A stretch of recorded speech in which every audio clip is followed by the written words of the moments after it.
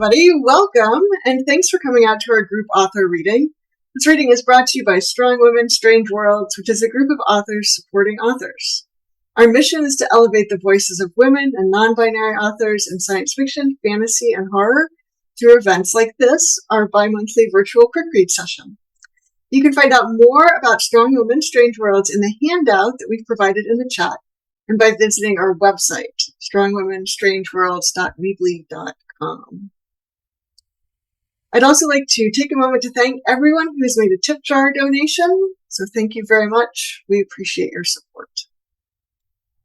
Please note that the recording of this session by the audience is not allowed, and recording of electronic communications, including Zoom meetings and webinars without permission, is illegal. Today we'll be featuring 6 authors: Elaine Pascale, Heather Kamins, Ruth Francis Long, Eve Smith, Gabriela Houston, and Aislinn Brophy. Each author will have 8 minutes to read. Are you ready? We're going to have fun. Here we go. Our first reader is Elaine Pascale. Elaine Pascale is the author of The Bloodlights, If Nothing Else, Eve, We've Enjoyed the Fruit, The Kitchen Witches, The Language of Prose, and The Solstice. She's the co-editor of Dancing in the Shadows, a tribute to Anne Rice. Elaine dabbles as a voiceover actress. Elaine, it's all over to you. Thank you. I'll be reading about the cannibalistic aftermath of a hurricane when the wrong group takes charge. In this version of hell, the woman in front of you will never stop arguing with the manager. The woman has privilege, clearly identified by both her age and the strap of colors she wears around her neck. That's the only reason she's engaging in verbal combat. You know you have to wait patiently, even though you're trying to purchase medication that requires refrigeration. The medicine has been sitting on a shelf and is growing warmer by the minute. The manager's patiently trying to explain that they cannot take last-minute deli orders, especially with it being a holiday evening. I always order my charcuterie board here, and I never have to give notice. She leans toward the manager and growls, I may have to start taking my business elsewhere. This is not hell. It's the market on Solstice, which is a kind of hell for people like you. You would have stayed home had you not needed the medicine. Your food money had gone to the doctor who had written the prescription. As he handed it to you, he said, you might wait until after tonight, see if you need it. The doctor wore a red band on his neck. A sneeze is clawing at your nose. You try to stifle it. You never want to seem weak or sick. Moreover, you never want to draw attention to yourself. Those that fly under the radar live the longest. But sneezes have minds of their own, and it escapes, causing the red band to turn her attention to you. And then runs her tongue over her parched and wrinkled lips. Her shirt reads, boat hair don't care, even though her platinum hair is perfectly coiffed. Ma'am, the manager retrieves a booklet of savings stamps from beneath the register.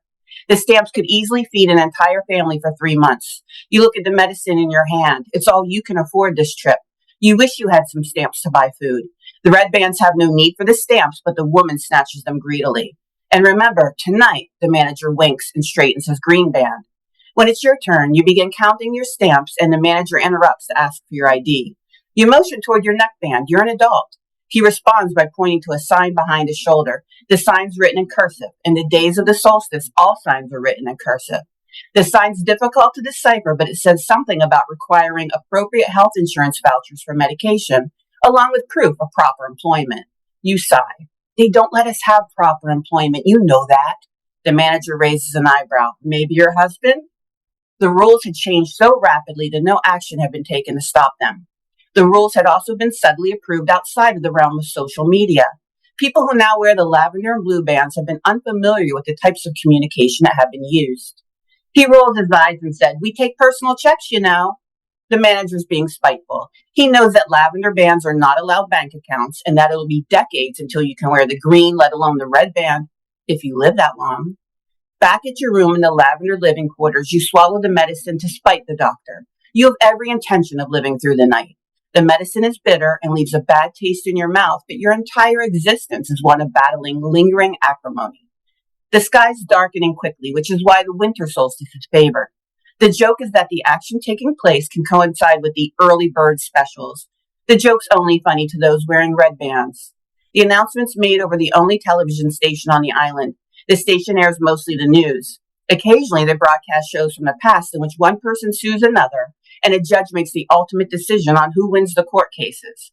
The red bands relate to the judges, and they respect quick, humorless verdicts. The announcement's the prelude for the forced evacuations. Everyone must leave their homes and go to the streets. Doors must be left open. Anyone found inside will be shot on sight. As you've been trained to do at Solstice, you turn off the television and get ready to leave.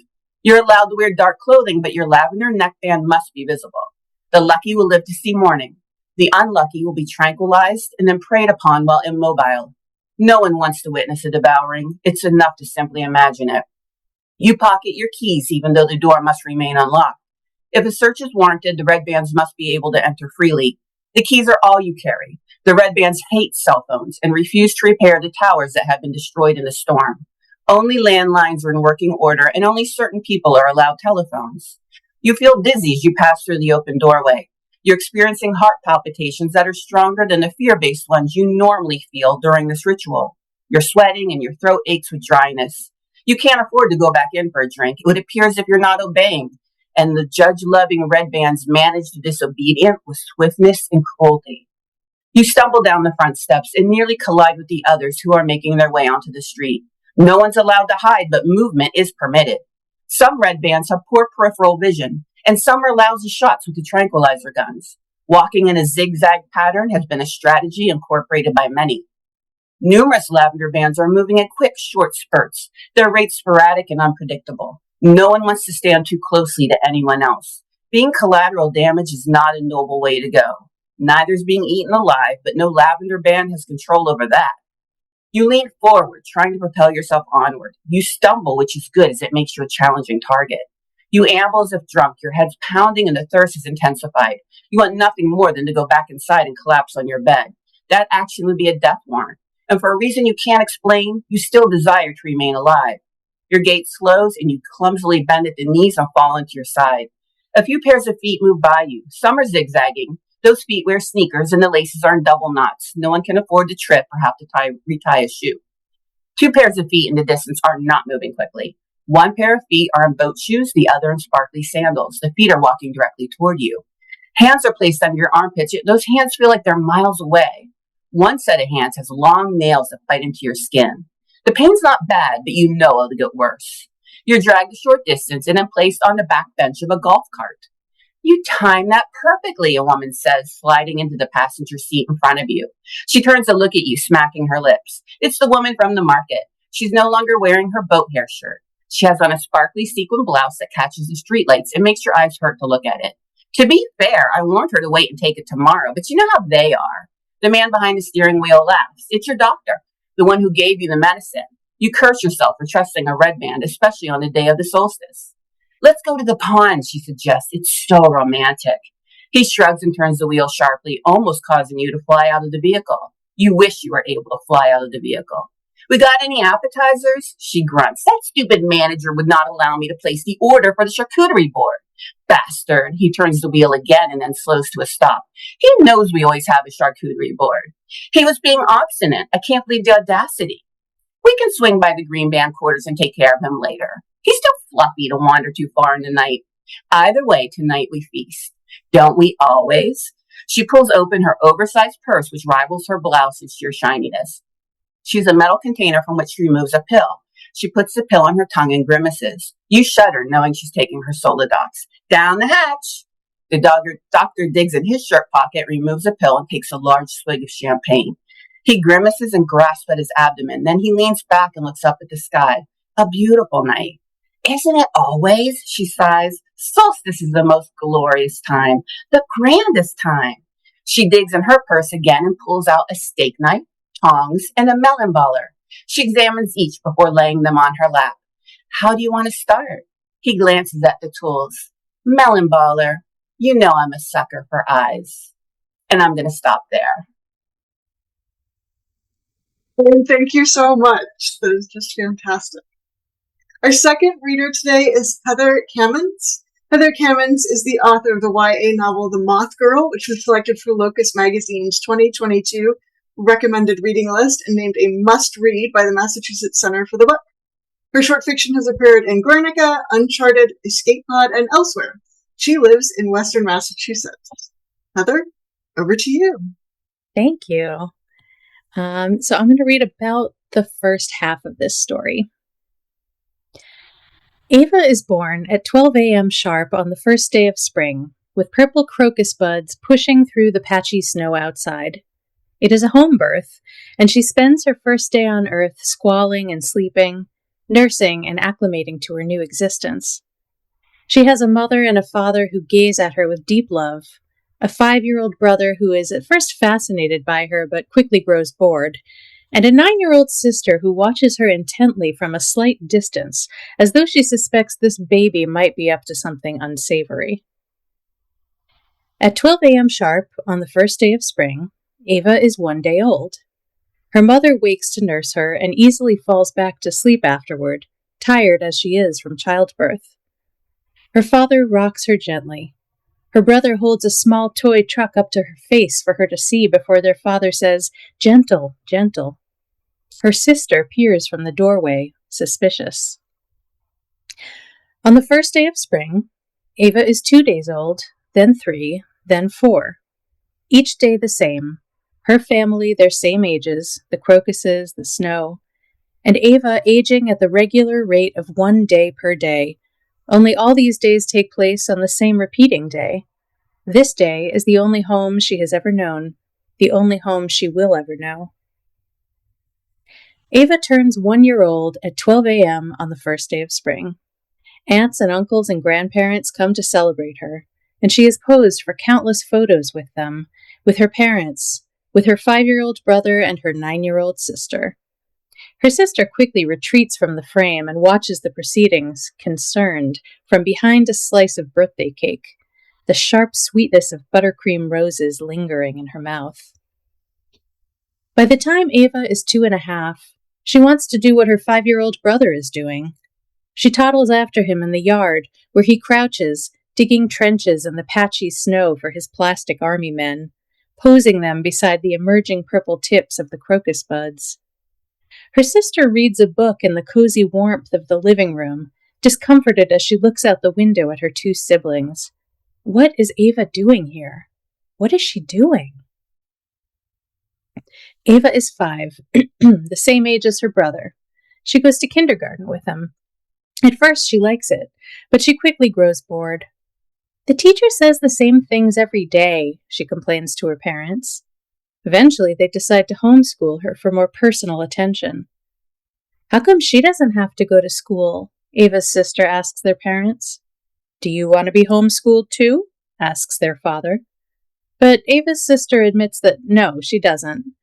School belongs to her, and she doesn't want to give it up. At school, she doesn't have the odd feeling that something is off, wrong. At school, she can simply be herself. One day, while Ava is 9, she says to her sister, "We're exactly the same age today. 9 years, 8 months, and 26 days. No, we aren't, says her sister, who shuts herself in her bedroom and skips dinner. Later, though, she asks her mother, "Why are Ava and I the same age when I was born so much earlier than her?" "Don't be silly," replies their mother, her tone cheerful but her mouth tight. "I don't know what's gotten into you today. Go on and get ready for bed. Tomorrow's a new day." Ava's sister lies in bed in the darkness, unable to get that last sentence out of her head. Ava is 13, and she doesn't have much time or patience for her 5-year-old brother or her 9-year-old sister, with whom she mostly just argues anyway. Ava doesn't really have friends, but she is good at quickly ingratiating herself with neighbor kids or anyone else who happens to be around. A natural charmer, her father calls her. For this reason, Ava's sister doesn't like having friends over. She knows that they will gravitate towards special, charming Ava. Doesn't seem fair. Ava isn't the one who earned those friends. It's better to go to their houses, to feel the relief at being out of her own. At 18, Ava is done with her high school level studies, but she doesn't leave home. "Why not?" asks her sister, whose friends' older siblings all go away to college, move out, get jobs. "It's not for me," replies Ava. "It's better for me to stay here and help out around the house." So she does. She helps with laundry and housework. She cooks dinner and makes lunches for her younger siblings to bring to school. She would help with yard work, except that there is little to do outside on the borderline of winter and spring. Through her curious 20s and existential 30s and introspective 40s, she helps her 30-something parents and her 9-year-old sister and 5-year-old brother with the things they need for daily life. Her sister hears her use the term daily life once and never forgets it, the strange way it hurts her ear. Ava grows slower in her 60s and even more so in her 70s, arthritis and cataracts making their presence known. In her 80s, the end draws near as it does for all of us in our own time. Ava spends each day in her bed, eventually with home hospice staff coming to monitor and care for her. All the while, the patchy snow sits in the yard, the crocus buds rising up through it. As endless as time can feel at the age of 9, Ava's sister senses she is running out of it. So for the first time ever, she approaches Ava. Standing by her bedside, her sister asks, "Why are you so much older than me? Or our parents, even?" She doesn't know if Ava will answer. Her lucidity is no longer a guarantee. But eventually, Ava says, "I don't know." After a few slow, shallow breaths, she adds, "I love you." And Ava's sister cries about this later, for she feels she has done nothing to deserve such love. On the first day of spring, at 12 a.m., Ava dies at the age of 86. She is mourned by her parents, her 5-year-old brother, her 9-year-old sister, and numerous extended family members. Eventually, the crocuses bloom. I'm going to stop there, but if you're interested in reading the rest, you can read it at Uncharted. Thank you. Cannot wait to read the rest. This is great. Thank you so much. Our third reader is Ruth Frances Long. Ruth Frances Long writes romance and fantasy from the heart, which often strays into weird and wonderful liminal places. She works in the specialized library of rare and occasionally crazy books, and she also writes as Jessica Thorne. Over to you, Ruth.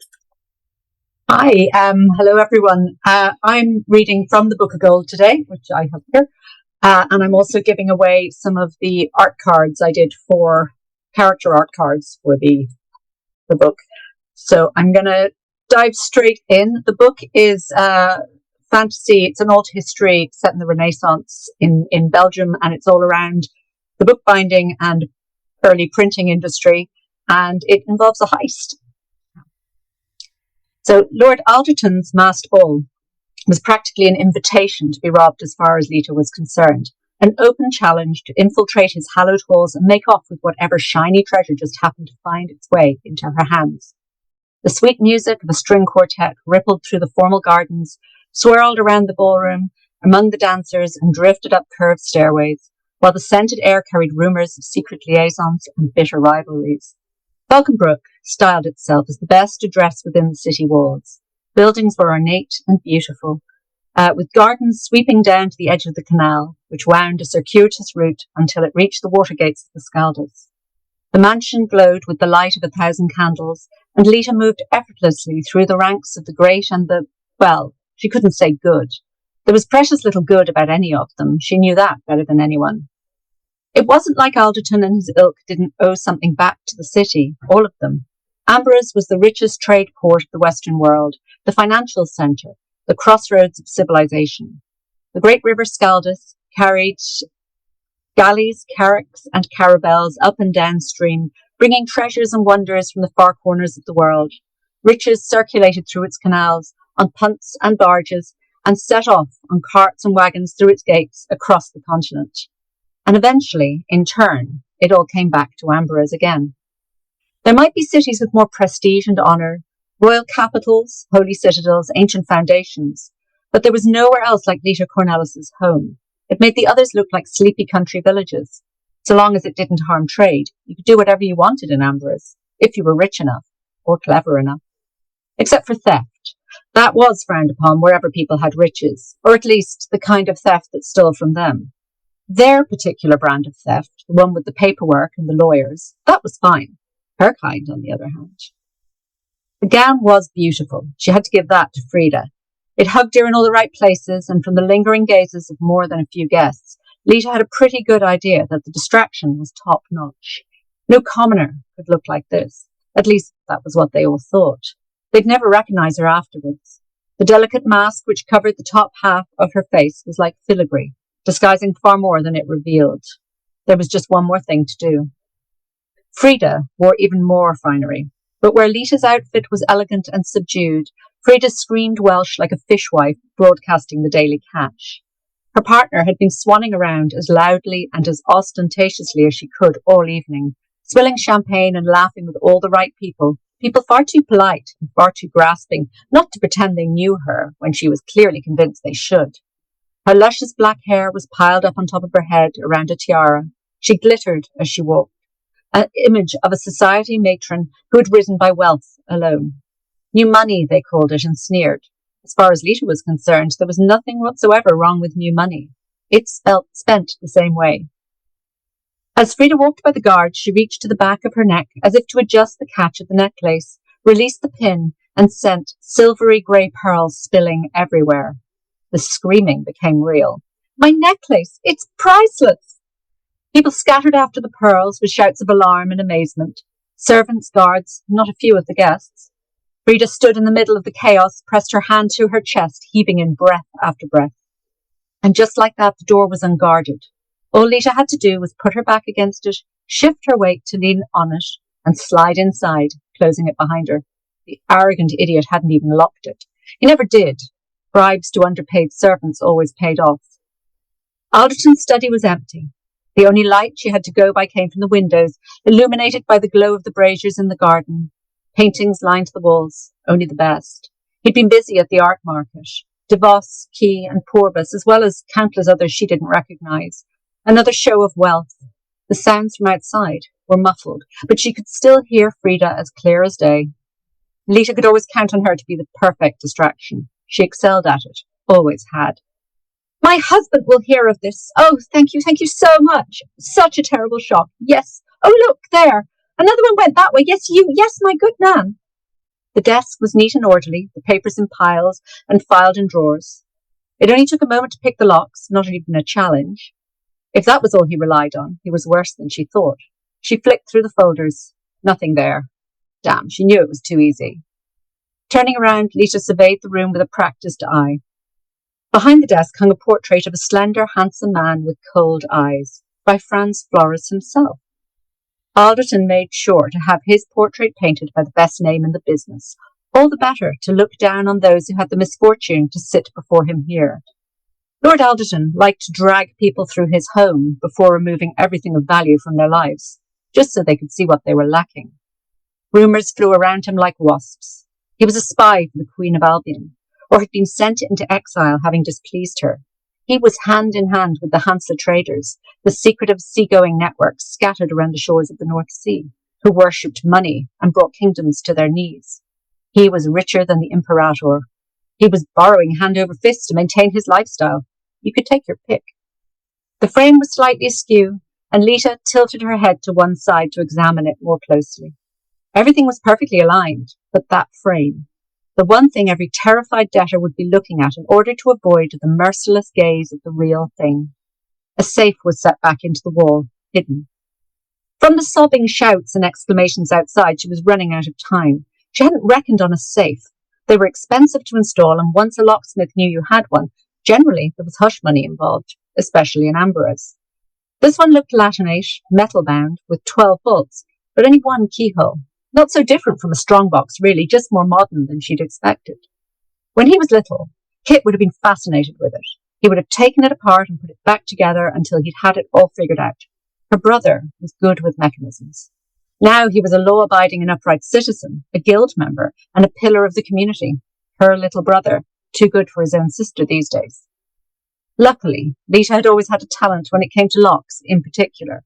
Ranulph had taught her every permutation of the locksmith's arts, because you never knew when you might need to open something that someone else wanted to keep shut. And this was child's play. Well, it was if you were a child from the gutters of this city. Lita pulled a couple of the picks disguised as pins from her hair and set to work. And I'll stop there for time. Oh, that's wonderful. Thank you so much. Our fourth reader today is Eve Smith. Eve Smith writes speculative thrillers about things that scare her. Her latest novel, The Cure, was selected by The Times as one of their best thrillers of 2025. Eve's previous job took her to research projects worldwide, and she has a passion for wild creatures, wild science, and far-flung places. Eve, over to you. Thanks, Kendra. Well, hello, everyone. I'm just going to set the scene for my reading so it actually makes sense. So my protagonist is called Ruth. She's a scientist who discovers a cure for aging. And this is an annual injection that turns back your biological clock called the Rejuve. But unfortunately, her cure is hijacked by an ambitious colleague who develops a super premium upgrade called the Superjuve. And those that can afford its exorbitant price tag are called supers. But as the population skyrockets, a perilous side effect of the Superjuve emerges, and this upgrade is banned. Supers who don't hand themselves in are hunted down. So we join Ruth at the start of the novel, in her elder years, working out her national service in a Rejuve clinic.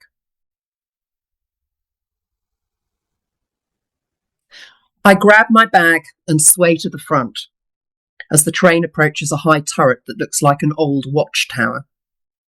When the Rejuve scheme first launched, it was run out of the hospital complex up the hill. But once age-related conditions disappeared, they didn't need all those wards, so they were turned into flats. The maternity centre and children's hospital are still there, and of course A&E.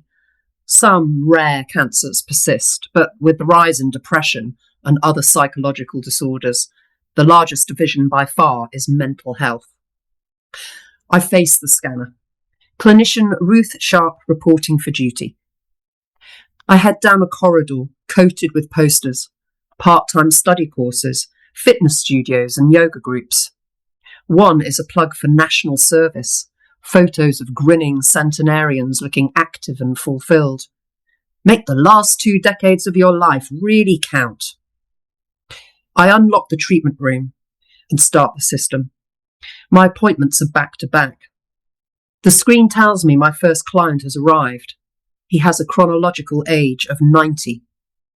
I pop my head round the door. Mr. Bolden? He jumps up. Please follow me.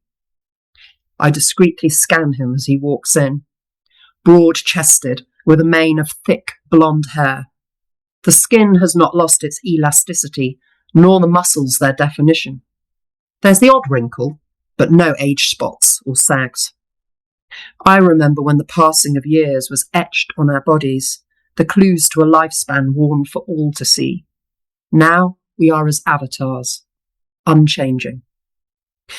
So, Mr. Bolden, let's get the admin out of the way. You know the drill. Before you sign, I have to read out the official statement. He clenches his hands in his lap and nods. David Bolden, in order to qualify for this Rejuve booster, you are obliged to meet all eligibility criteria listed under the National Rejuve Scheme.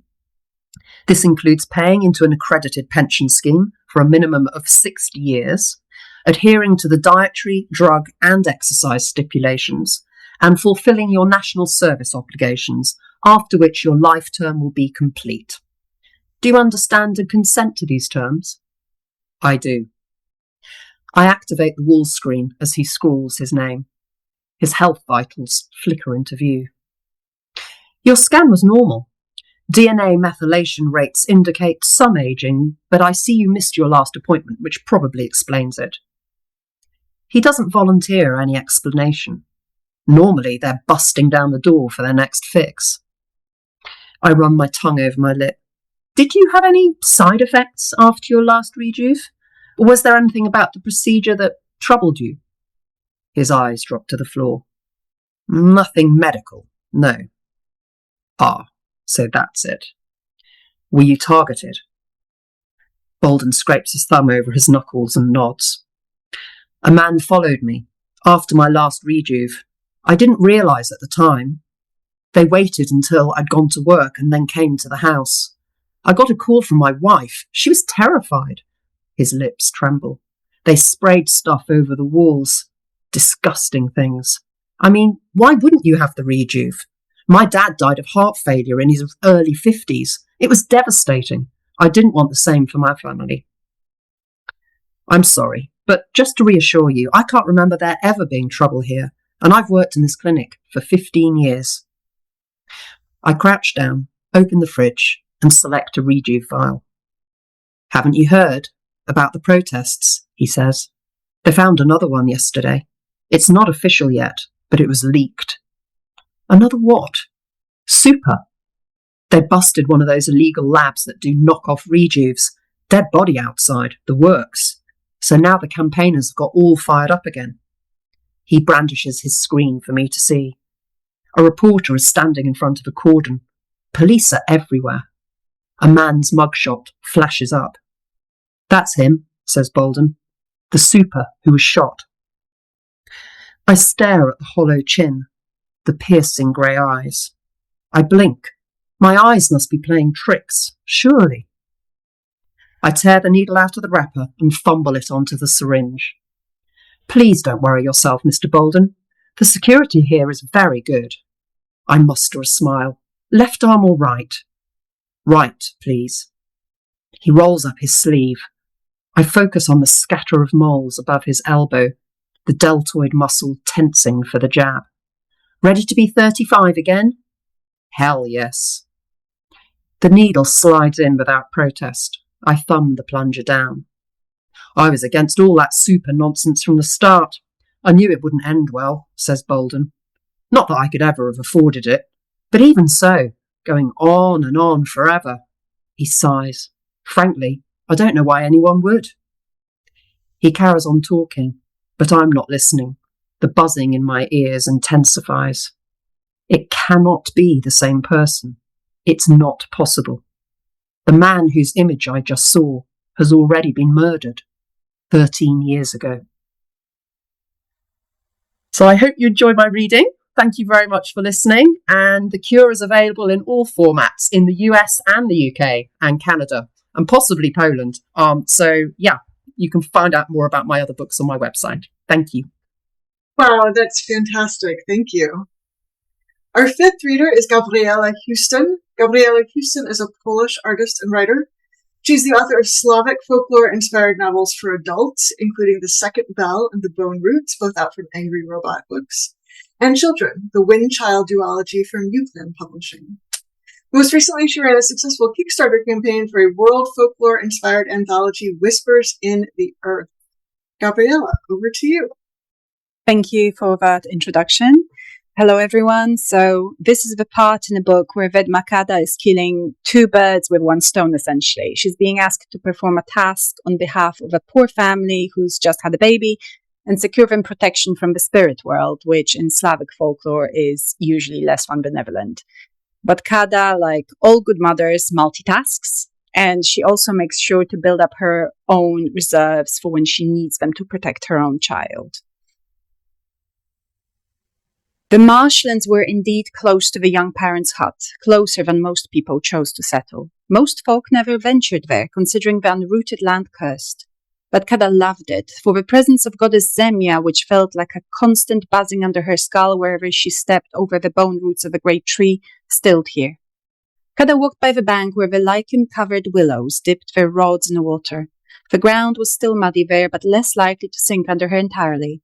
When she ran out of the obvious path, Kada took out the ground-up widow flower from the pouch by her belt. She whispered a prayer and blew at the powder nestled in the hollow of her hand. A pink ribbon of dust flew above the water, showing the way. Kada followed exactly, as any misstep in the green, algae-covered water would see her sink in the bog in a matter of moments. The local people called the algae green lashes for the way it dimmed the eyes of the marsh pools, their delicate film both lush and deadly, hiding the safe paths from the travellers. Bog beacons, tiny orange mushrooms, tightly wrapped their closed cups around their thin white stalks as they poked out in the shallower spots, a pretty flash of colour. Kada's feet were cold and wet, but she didn't care. She missed this feeling of being unobserved. A flame blazed for a moment above the yellowed swamp grass and then went out again. Kada took out a crust of bread from her pack, careful not to drop anything into the water. She whistled low, the bread resting on her outstretched hand. For a moment, nothing happened. Kada glanced to the east, but the sun was still hidden from view. There was still time. The water in front of her swirled, and a hulking figure, taller than any man Kada ever saw, with pupilless white eyes, dripping lichen that hung in strands of its bulbous head, rose before her. It lifted its hand, each finger ending with a white-tipped, shining pad, like a lure, hypnotizing those too ignorant to look away. "Hello, Świtosz," Kada said. The creature reached for the bread in her hand, but she closed her fingers over it. The Świtosz's eyes blazed a brighter white, anger flaring his nostrils. "You brought the bread. Give it to me." "Not yet," Kada smiled. "I give it to you now. You will eat it and then pull me into your swamp." "I might drown you now and take the bread anyway," Świtosz said, swaying gently in the wind blowing through the marshes. The eerie glow of his fingers lit up Kada's face as she stared up at him, unafraid. "Bread is not just bread, my friend." She stared right into his eyes. The wind had pulled her shawl off her head, and it billowed like a sail behind her shoulders. "What is it then, if it is more than it seems?" "Bread is a story shared. Bread is a promise of friendship and peace," she said, "if you tell all." The Świtosz stared at her for a moment, then he fell to his knees, the water splashing the front of Kada's skirt. "You will not listen." His head was now on a level with Kada's, and she dared not look away from his eyes. "That is why I am here, to hear all." The creature shook his head. "You lie. You will listen for a moment, then turn your head away and leave. They all leave. I will not. My crimes are too great." Kada could hear the pleading in the creature's voice. He wanted to believe her, wanted to trust her so badly. "You will turn in disgust and leave me here." "I am not an innocent," she said. She reached out and placed her left palm on Świtosz's head. It was wet and spongy. It gave a little under her touch, like moss after the rain. "I will hear all." And then he spoke. Kada breathed slowly as the crimes of the creature's human life unfurled before her. Nothing was hidden, nothing was glossed over. The shame and the pain and the cruelty and violence, all spoken in a voice of thunder. Revulsion and hatred fought in Kada's breast, but she didn't lose sight of her task. As the creature spoke, soft strands separated from its body, floating around like spring spiderweb. Kada carefully plucked each strand from the air, her fingers weaving a tapestry of color, each thread pure light. I cut. Her fingers knotted a thread hanging in the cold air in front of her. The blood ran down her face. A new thread flowed across her palm like silk. Lies. The color solidified as a line after line of the tapestry ran closely together. Buried him there. A thread cut Kada's finger, but she paid it no mind. She kept weaving as the Świtosz spoke. Just a baby. Tears came to Kada's eyes. She blinked them away. She had to see clearly. She had to complete her work. The blinding blow. The creature shrank with every strand pulled off. First a giant, it became Kada's height. Then he only reached her shoulder, her breasts, her navel. When the words slowed to a trickle and the Świtosz was no taller than her knees, Kada tucked on a shining cloth hanging suspended in the air and threw it over the creature's body. A sigh of relief escaped them as soft ears grew from its head. The cloth tightened around his body, molding itself to him, pulling and stretching till a large red cat stood in front of Kada, his green eyes reflecting the pink light of the morning sun. Kada bent down and held out the bread to the transformed Świtosz. The cat ate the offering and then allowed himself to be picked up. He purred in Kada's arms. There's a family with a new baby waiting on you. There's a sprig of this year's heather on the door and a bowl of milk on the step in front, she said. The cat purred at the words, his body vibrating under Kada's hand. She walked back the same way she'd arrived, stepping carefully where the green lashes of the swamp were disturbed in the night, following the ribbon of her own footsteps. You will serve them well and keep them safe, and then once they pass on, you will serve their children's children, love them well, and earn the company of the good once more, domovoy. But you were the one to free me. The newly transformed house spirit looked at her with his shining eyes. And I tell you to help them. Kada's hand stroked the cat's head absent-mindedly. But a day may come when I call on you, and you will answer. She looked the domovoy in the face to make sure he understood. The cat blinked once slowly. Kada smiled in spite of herself. Okay, I will stop here. Thank you so much. That's wonderful. I love stories with the domovoy. Thank you. It's I tried to sneak him into most of my novels. if I We'll have can. to talk about that in the Q&A afterwards. Our final reader today is Aislinn Brophy. Aislinn Brophy is a queer writer and theater artist whose work seeks to explore hard truths about our world with empathy, joy, and magic. They're the Ignite Award-nominated author of the young adult novels How to Succeed in Witchcraft and Spells to Forget Us. Aislinn. Great. So this book is set in a world where magic lives alongside us, but non-magical people are kept from seeing it with large-scale spells. And I'm going to be reading from my two main characters' first date. So Luna, the witch, has just come from doing a magical job, exorcising some ghosts for a local river troll. Luna has sacrifice magic, which lets her manipulate the world basically however she wants, but for every bit of magic she casts, either she or the person she's casting it on have to pay an equal cost. And these costs are fairly arbitrary and difficult to anticipate, so that causes a fair amount of strife for her. These goddamn ghosts are really killing the vibe. I went to do the exorcism for Grithic after school since I had some time before I met up with Aoife. Grithic wasn't around, but it was easy enough to pick out the bridge with the ghost infestation. Once I banished the ghosts, my magic punished me by making them haunt me instead. Saw that coming. Now I'm surrounded by a floating horde of wraiths, dim, vaguely human-shaped shadows that mostly spend their time shrieking mournfully. When will they leave me alone? I don't know. So, I am literally being haunted right now, all because I'm a total fool for this girl and couldn't imagine canceling our first hangout. I'm sorry I texted you back so late about this, Aoife says, just as one of the wraiths lets out a blood-curdling shriek. I do my best not to flinch. I tried to confirm that we were still hanging out earlier, but I didn't manage to get the text sent before my teacher took my phone. She pulls down her bottom lip to show her lower row of teeth. A classic Aoife look. She's the master of ridiculous facial expressions. Most of the selfies she sent me are of this exact face. Sorry. It's fine, I say. I was actually over by Harvard already, so it wasn't that inconvenient. Isn't Benethred Academy in the South End? She asks. How did you get here so fast?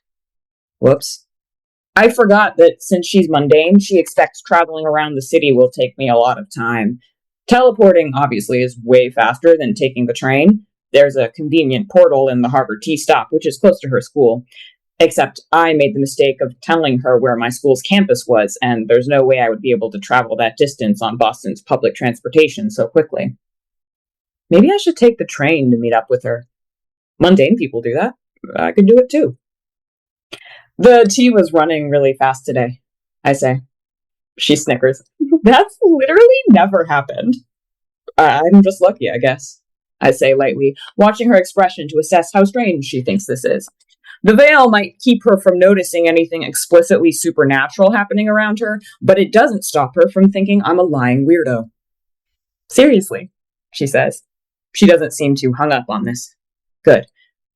An ethereal man with shaggy, permanently dripping hair, drowning victim, probably, drifts through Aoife's body, making her shiver visibly. I clench my jaw. Magic blows. At first I thought being haunted would be a minor inconvenience, but the intensity of it has really kicked up since I met up with Aoife. This isn't helping me feel less nervous about finally hanging out with her in person. Most of the ghosts are wraiths, but a few of them are more fully realized. They have faces and see-through ectoplasmic bodies. Those ones are creepier. Every so often I catch a glimpse of a little girl in colonial-era clothing who is bleeding from her eyeballs and floating about 3 feet in the air.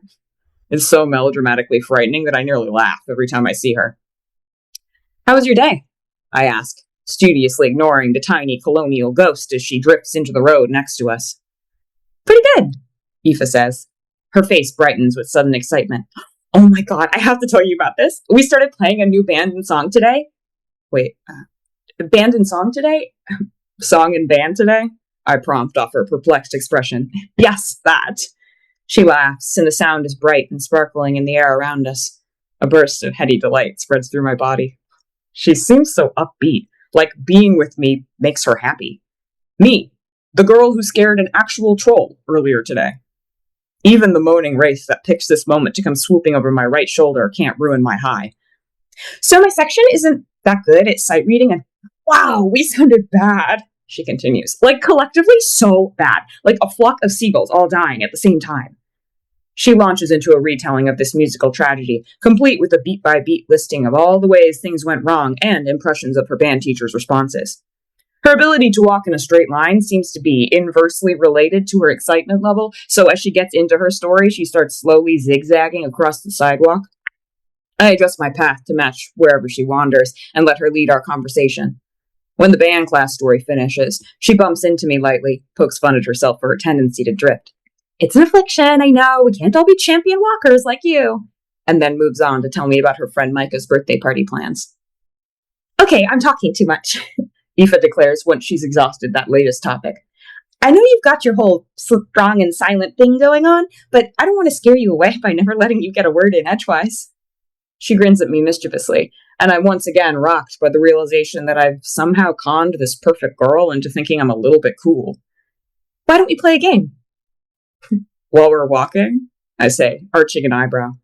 It's a talking game, silly. I'm not suggesting we play chess. A giggle bubbles out of her. Why does she sound so judgmental? That's just my voice.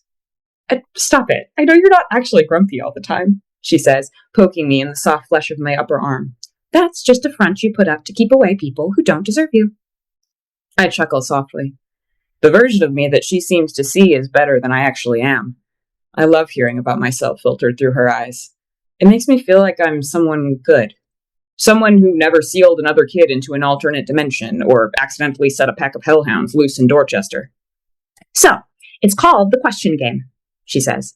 We just go back and forth and ask each other questions. Pretty simple. How is it a game? I ask. She points at me with a pink-tipped finger. It's a game because I say so. Shut up. Shutting up. Okay, I'll go first, she says, clapping her hands together decisively. Who's your favorite person in your family? My cousin James. Easy. He may be annoying sometimes, but he tries his best to have my back. I can trust him with most things, which is more than I could say for the other members of my family. Aoife nods, taking that in. You have a big family, right? Don't I get a question now? I ask. She pouts.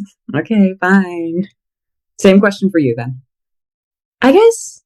She tilts her head back and forth, humming pensively. Probably my little brother. Patrick? Her face glows with delight. You remembered. When I look at her pleased expression, my heart grows 3 sizes, like I'm the Grinch and she's my Cindy Lou Who. I shrug nonchalantly. Then a wraith comes screaming across the sidewalk in front of us, and I have to suppress a flinch. Thank you. Marvelous. Thank you so much. Thank you, everyone who came today.